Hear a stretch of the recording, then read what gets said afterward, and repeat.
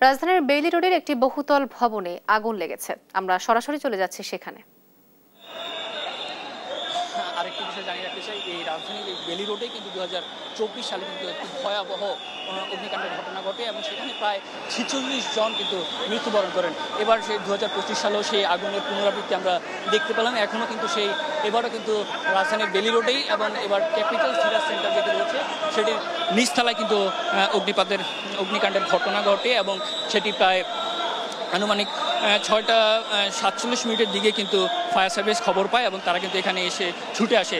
এখন পর্যন্ত কিন্তু ফায়ার সার্ভিসের মোট 9টি ইউনিট কিন্তু কাজ করছেন এবং একটি স্টেশন সেই সঙ্গে 9টি ইউনিট কিন্তু কাজ করে যাচ্ছেন ফায়ার সার্ভিসের।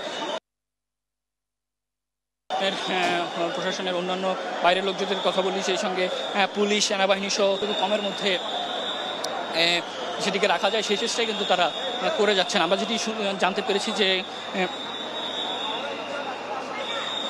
আগুন লাগার 15 মিনিটের মধ্যেই কিন্তু ফায়ার সার্ভিস এখানে এসে হাজির হয় এবং তারা কিন্তু তাদের সেটা কিন্তু শুরু করে। এখন পর্যন্ত কিন্তু তারা তাদের যে উদ্ধার তৎপরতা সেটি কিন্তু চালিয়ে যাচ্ছে।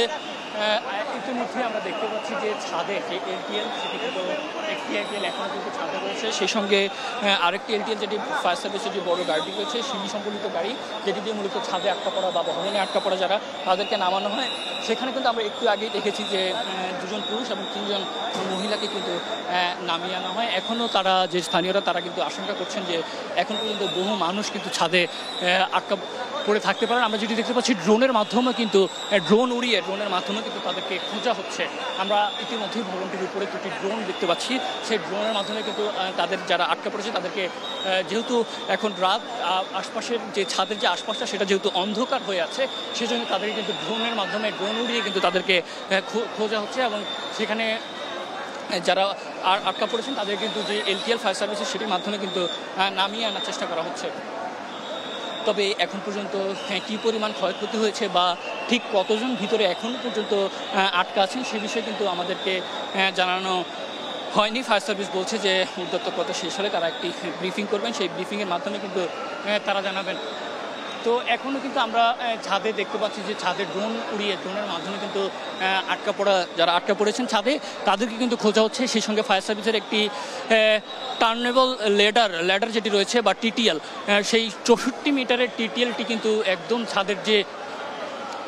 ছাদে কিন্তু রাখা আছে এবং সেখান থেকে কিন্তু যারা আটকা পড়েছেন তাদেরকে কিন্তু নামিয়ে আনার চেষ্টা করা হচ্ছে। টার্নটেবল ল্যাডার টিটিএল, সেই 2টি টিটিএল কিন্তু আমরা এখন পর্যন্ত এখানে দেখতে পাচ্ছি এবং 2টি টিটিএলের মাধ্যমে কিন্তু যারা ছাদে বা ভবনের যে অ্যাপার্টমেন্ট রয়েছে সেই অ্যাপার্টমেন্টে যারা আটকা পড়েছেন তাদের কিন্তু এই টিটিএলের মাধ্যমেই বা ল্যাডারের মাধ্যমে কিন্তু তাদেরকে নামিয়ে আনা হচ্ছে। তবে এখন পর্যন্ত ঠিক কতজনকে উদ্ধার করা হয়েছে তার সঠিক তথ্য কিন্তু আমাদের কাছে এখনও নেই। ফায়ার সার্ভিস যেহেতু এখন উদ্ধার কাজ চলমান রেখেছে সেজন্য আমরা কিন্তু সঠিক তথ্যটি জানাতে পারছি না যে ঠিক কতজন এখন পর্যন্ত ভিতরে আটকা পড়েছেন, সেই সঙ্গে কোনো হতাহতের ঘটনা ঘটেছে কিনা সেটিও কিন্তু আমরা এখনও জানতে পারিনি। তবে দেখেছি একজন দর্শক, রাজধানীর বেইলি রোডের একটি বহুতল ভবনে আগুন লেগেছে এবং সেখান থেকে বিস্তারিত জানাচ্ছিলেন আমাদের সহকর্মী।